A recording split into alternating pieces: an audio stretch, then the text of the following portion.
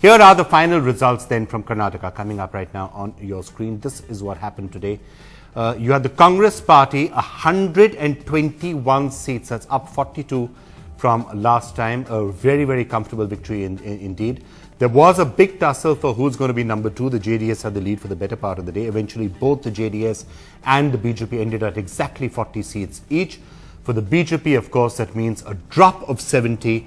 For the JDS, it means a gain of 12. So a bad day really for the BJP there in Karnataka, and they would be regretting a number of other steps. And KJP, which Yediyurappa's party, only got 6 seats, all of them 6, but really Yediyurappa would have, I guess, felt that he's done his job by really bringing the BJP down those 70 points. Others had 16. There would have been a time when it might have been considered those others would have been important. Not anymore. Congress can form the government by itself.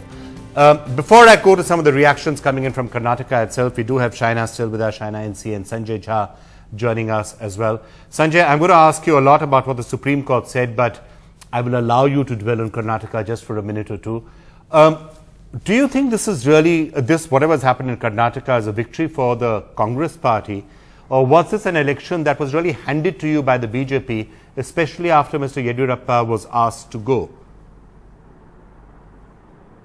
Vikram, you always win an election on both a combination of your own positive achievements or expectations that people have of you, and the poor performance of your opposition.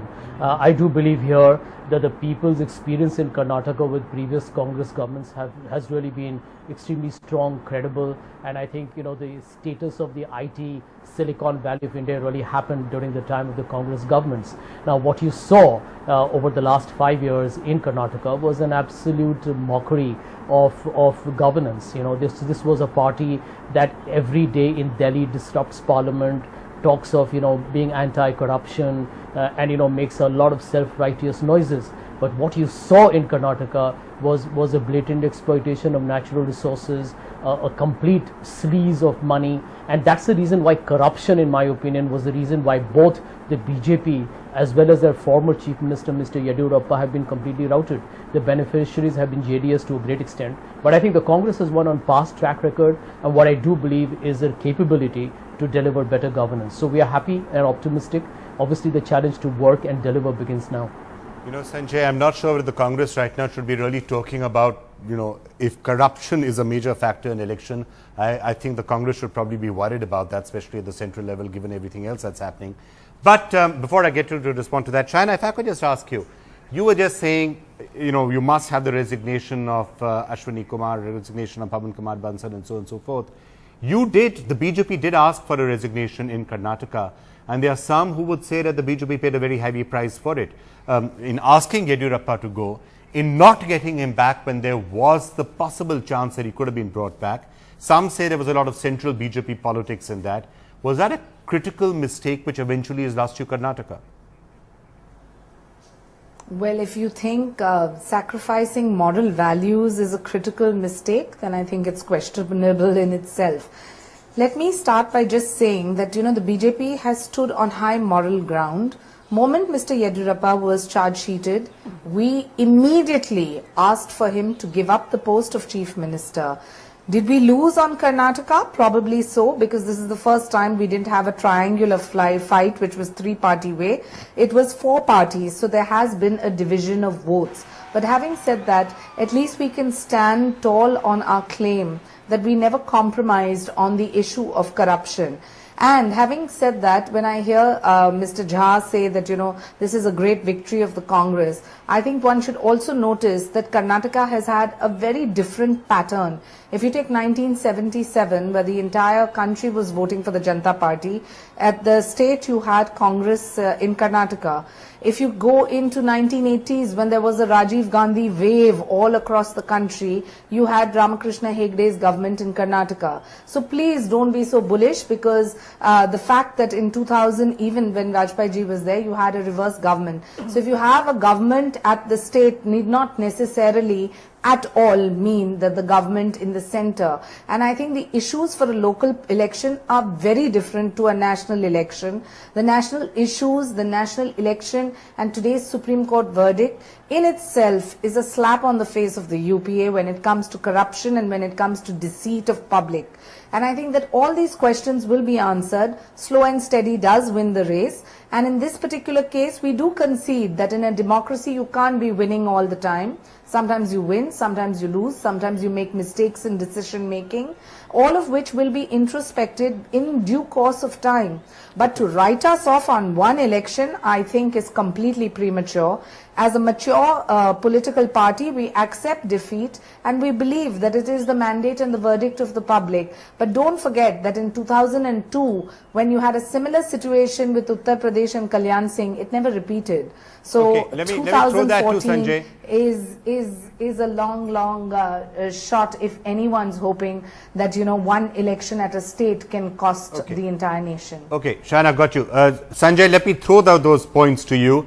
Actually, sometimes people have said that you should be superstitious. Anybody who wins Karnataka sometimes ends up losing in Delhi or losing at the center. That's often been the trend. So don't drive any national conclusions from this, is what Shaina would say. Of course, it is also true that the BJP did get 19 seats in the last Lok Sabha election from Karnataka and it would not want to lose them in a central election. But why are you deriving any, what are the national messages, if any, you think that you can drive from here? Other than perhaps the fact that the people of the country are sick of corruption, and if that is the case, then you should also worry. Vikram, let me tell you, I've been hearing this statement from a lot of BJP leaders, what Shaina NC just said, you know, about Karnataka voting different from center. But let me just remind her, you know, why this thesis is very preposterous. In Gujarat, you know, the state that they tend to celebrate each and every time, they won in 2002, they lost in 2004 in general elections. They won again in 2007, they lost in 2009. And by that logic, I can extend it to say that you won Gujarat again, you'll lose the general elections in 2014. So I think this is a very irrational, you know, kind of explanation for how the electorate responds. But on a fundamental point, you know, where corruption is concerned, why I'll tell you the center has not any reason to get nervous is because whenever issues have come up, you know, whether it's to do with telecom, whether it's currently to do with coal allocations, the government has responded. Now, you know, you may not have the culprits, not everybody is in jail, but, you know, in 2G, ministers went to jail. You found that corporates went to jail. I think the people of this country are seeing that corruption is a more of a systemic challenge, and the government, as long as it is taking powerful legislative steps to correct it, whether it's through the Lokpal bill, which is currently in parliament, whether it's through the whistleblower bill that the BJP doesn't allow us to pass, end of day, as long as there is a commitment to clear corruption of our decks, I think the government will score well. So Sanjay, let me throw to you what Shaina said, what Shaina just said a couple of minutes ago, and let me throw that to you. Shaina said that, look, in Karnataka, the BJP took a moral position that we should get rid of Yediyurappa, even if it meant losing Karnataka. And if they throw that back at you and saying that if we ask Yediyurappa to step down, why don't you ask some of the others who are named to step down in the same manner? How would you respond to that? Now, let me answer that. You know, both in case of Ashwani Kumar as well as Pawan Bansal, at no point Vikram has the Congress party said that, you know, we are protecting them, we are covering them, we are trying to make sure that the law doesn't take its own course, and even if they are proved guilty, they will not be terminated or sacked from their current jobs. I think what the Congress party has said in case of Ashwani Kumar, and today the Supreme Court has made certain observations, and that will be studied by the party, and you will find a response to that. And that, I think, is more not a political response, is more to do with how to make CBI independent, and that is an issue which is, I think, a challenge for all parties to look at. And frankly, already in the Lokpal, the certain clauses already there. As far as Pawan Bansal's case is concerned, let me tell you, even when he was the railway minister, the investigations began with the CBI independently. Shall I just give me a couple of minutes? You know, the BJP saying that Pawan Bansal should resign for a fair investigation, I think is really doesn't cut ice for only one reason, Vikram. If the investigations have proceeded, accelerated, with Mr. Bansal still being the railway minister, what is this apprehension that if he continues right now, the investigations won't be foolproof and fair? So, end of day, all that the Congress party is saying, that the moment there is any evidence that the CBI unearths that establishes a credible reason to believe that the beneficiaries have been the people who are being accused by the BJP, appropriate action will be taken. Okay. And even in the case of the coal statement by the Supreme Court today, I would believe it's a very important statement. May I respond? I think the party is taking it seriously, so is the government. And honestly, to give the CBI the independence is an issue that has been debated for a long time. And I hope it precipitates a very positive action. At least the intent of the government is not to try and mislead the CBI or any investigative agency. This is a statement that the Supreme Court has made on CBI's affidavit. Let us see what the CBI says, Okay, and we'll fine. have a final response to that. Okay.